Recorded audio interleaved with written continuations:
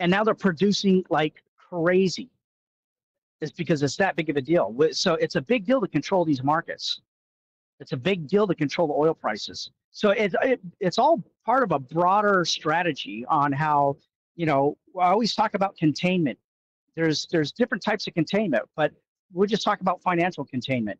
And that's what it is. We're financially containing our enemies in the Middle East and doing our best to try to help and our friends for them to flourish in that same region. That's a tough juggle.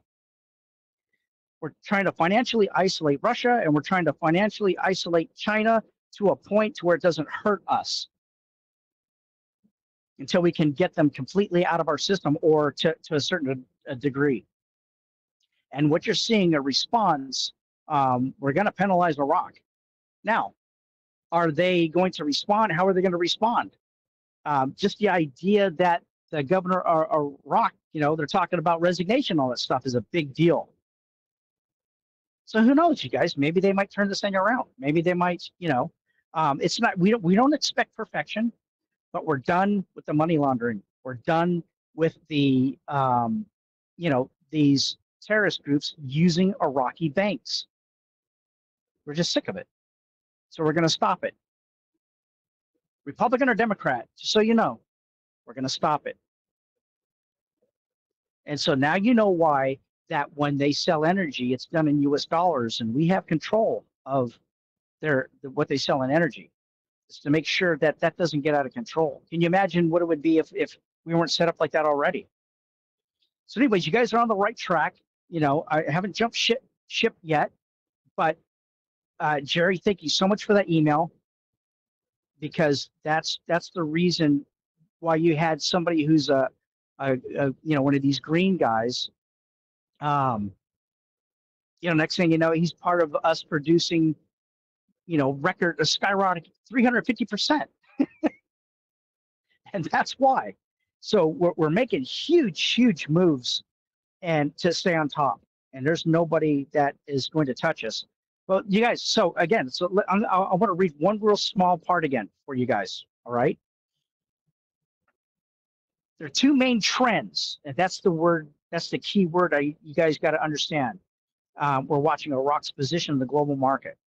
The first is the policy trend on their side, and watch how the West reacts to them, whether they're going to react or not react, which focuses on steps Iraq needs to take to integrate with the Western markets. The second trend is growing frustration from the West, which could lead to major penalties. All right. And that's the only thing we can watch right now. That's it. It's very, very easy. So if you guys can find something in these articles, why, in line with what you and I are talking about today, then it means something.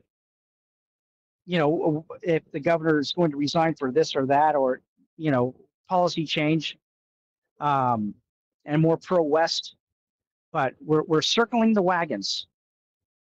And if we circle the wagons, we're going to cut the economy off of Iraq, and we're going to make them hurt. That's not good for the Iraqi dinar. Now, your natural question is, well, this would force them to revalue quicker because they try to get some, a punch in there. Well, you guys, there is an argument for that, but the reality is that when you try to correct a currency or change a currency, your strategy is long term, because you can't think about this. You have Iraq that went from a great currency, and they were selling energy. Saddam Hussein started messing with it. That artificially changed the value of the currency. Then the United States got in, and we got in a war with Iraq. That changed it, and then they produced the currency that you and I have. All right, that's a change, and then they're going to change it again.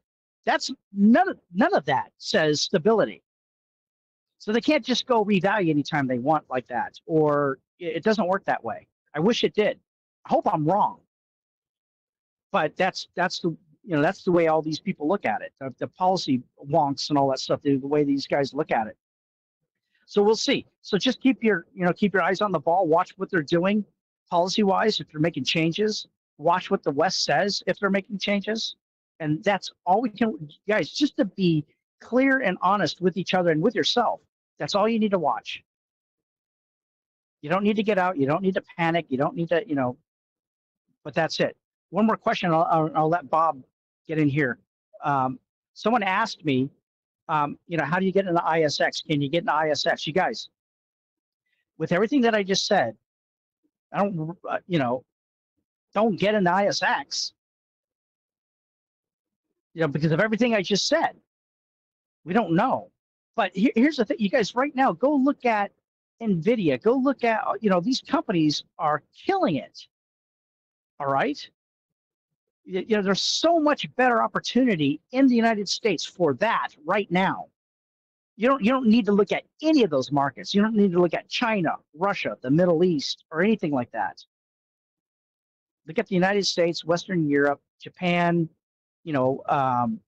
because our markets are growing. Our markets are, we are reshifting things. We're reshoring our factories. And that's a reality. And the dollars, as these other countries, they get less and less stable because they're being financially isolated. The dollar gets more and more powerful because more and more people want to use the dollar, which it keys into that supply times velocity formula. That's what we're doing, and that's how we're doing it. So one more note. The reason there's so much, this is off script a little bit, all right? Build Back Better. Now, some of you guys regretfully hang out on some of these alt-right conspiracy sites. It may sound like news. They may sound like they know what they're talking about. They're full. The Build Back Better was a Republican strategy, and it was a direct counter. That's the term that we used, a direct counter, a reset, or Build Back Better to the Belt Road Initiative. Had nothing to do with eating bugs or left-wing agendas or communists. And think about this. What is China? Communist dictatorship. And we're the ones being accused of being communists for coming up with that. Right? You have Putin, who is a card-carrying communist his whole freaking life, was in the KGB, which was the top shelf of all the communist control of Russia. And now people are saying, oh, no, he was a good Christian guy. I seen him one time on YouTube crying and said he was secretly baptized by his mom. Sooner or later, you guys, you need to look in a mirror. How gullible are you? All right. Build Back Better was simply, how do we arrange the markets to where we separate ourselves from China, and we create a containment policy to keep China out of our markets. If they're going to be aggressive like that, we need to keep them out of our markets. So how do we do that? Same thing with Russia. How do we do that? It was called Build Back Better. That's where that came from. Biden didn't create it. Kamala didn't create it. Trump didn't create it. This is by real Republicans.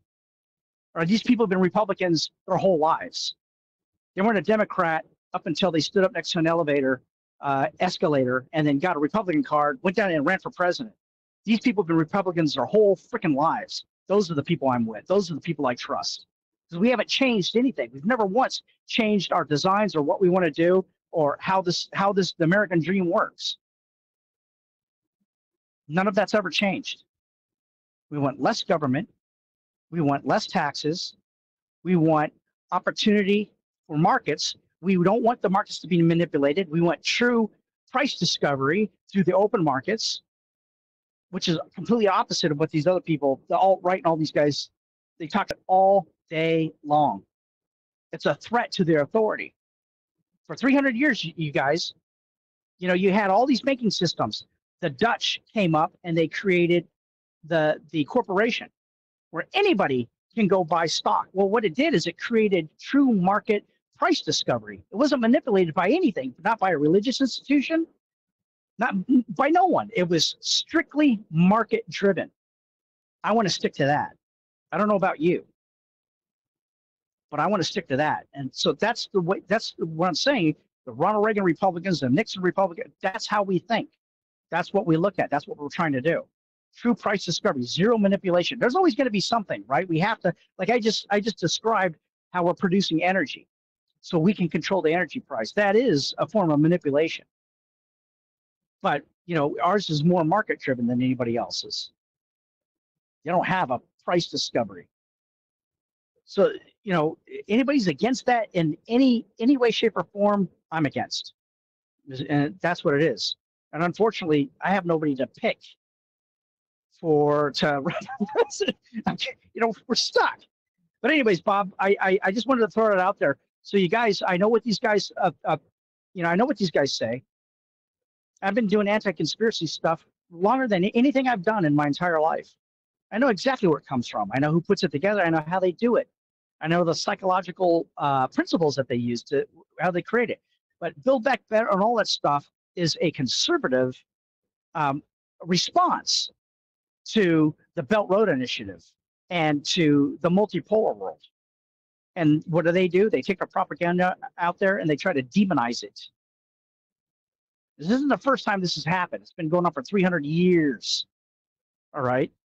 But it works. There's a bunch of people out there, oh my God, this guy says, So just be careful. All right. But Bob, you have anything to add to that? You have any questions? Or am I missing anything? Oh my heavens. I've been waiting here, holding my breath all this time for Tony to stop. All right. You and I went back a long ways. We were doing all kinds of interesting shows. And one of the topics that we talked about was Russia and soft power. Remember that conversation? Yes, sir. Okay. So soft power essentially is propaganda. And the Russians have been so good at using that in order to accomplish their things that they're trying to get done. They've been using it exceptionally well here in the United States. But when they made their step forward going into Ukraine, we saw the dissolution and the whole transparency of soft power disintegrate in front of our eyes and their eyes. And now that we've got Ukraine stepping over the line and invading Russia itself, and Russia is fumbling all over itself, trying to figure out some way to stop them. Hence, soft power really didn't work all that well for them, did it? No, they got caught. All right. So, and I wish I could say it was because of a better grand strategy but Ukraine's like, screw it. We don't got anything to lose. Let's just go. Well, they started looking at Russia and there's nothing in between. They had all their troops committed to the lines, so it's like these guys they're fools. They're asleep. All right. Watch this. But the main point is that Russia, you guys, from when you have the collective world, which means that it rules from the top down. It's not a democracy in any way, shape, or form. How do they entice people to do that? It's security. It's like you're all going to marry beautiful women and have good-looking husbands. All your kids are going to go to school. There's going to be no crime. That's how they get away with it. Unfortunately, it never works out that way. So that's what's happening right now is that you have people that are lying to themselves. The average person in Russia, it's like, oh, everything's fine. Look at it, as long as we're not, that's what people think too. As long as we're not getting killed, who gives a shit? Well, now they're getting cities taken over, and 100 and something thousand people have been displaced, and now it's a big deal. Now all of a sudden, you know what? Putin's not the hero, and that's the point that Ukraine is making. So it's Russia still has the armament and what it needs to win that war, but they're simply losing. They're simply losing, and it really did. The last week and a half is the dynamics of everything has changed. Nobody ever would have thought that Ukraine would have went into Russia and attacked. So there is a threat to Putin personally, because it's embarrassing. Crossing that red line has always been the flag that the United States said don't do. But they finally got to the point where they just went ahead and did it, and they've had the blessing of the United States at this point in time to make that march over. Well, we also know there's been a hint about the possibility of having some kind of peace talks in November, and this is a great play, on my perspective, that Kuwait, I'm not Kuwait, Ukraine has stepped over the line to create a bargaining chip to bring something Yeah. to the table to make room for more possibilities of being able to end this thing. I know that Putin's making all kinds of noise about, okay, well, we'll quit now. We'll just keep what we got, and there's no way you can join NATO. And I don't. Right. That's going to go over like very good. Yeah. No. Yeah. So, and one of the things they're after, Bob, is that nuclear plant. I can't remember the name of it, but if they can get a piece of that or have influence on it, that's a big bargaining chip. I don't know if that's what their grand strategy is, but a lot of people are speculating. So there's a lot on the table there.